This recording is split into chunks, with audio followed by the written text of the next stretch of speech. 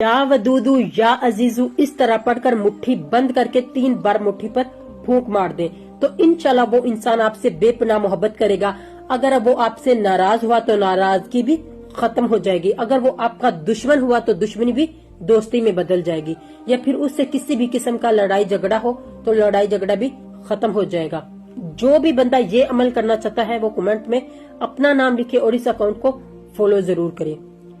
आपने करना ये है कि अगर कोई भी शख्स आपसे नाराज है, आपने उससे नाराजगी खत्म करनी है। आप ये चाहते हैं कि वो मुझसे सुलह करे या फिर आपका कहीं लड़ाई झगड़ा चल रहा हो तो आपने लड़ाई खत्म करनी है। या फिर कोई भी आपका दुश्मन हो, आप ये चाहते हैं कि वो दुश्मनी दोस्ती में बदल जाए तो आपने अपने दाएं हाथ की हथेली पर उस शख्स का नाम लिख लेना है और फिर अपनी मुट्ठी इस तरह बंद कर लेनी है और फिर 21 मरतबा या वदूदू या अजीजू पढ़ना है और फिर अपनी मुट्ठी पर फूंक मार देनी है और अपनी मुट्ठी खोलनी है। फिर आपने दोबारा अपनी मुट्ठी बंद करनी है और फिर 21 मरतबा या वदूदू या अजीजू पढ़ना है और फिर मुट्ठी पर 3 फूंके मार देनी है और फिर मुट्ठी खोल लेनी है।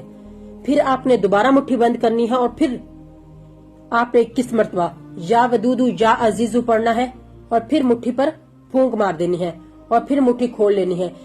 आपने ये अमल बस एक ही मरतबा करना है तो इंशाल्लाह अगर नीयत आपकी अच्छी हुई, मकसद जायज हुआ तो आप अपने मकसद में कामयाब होते हुए नजर आएंगे।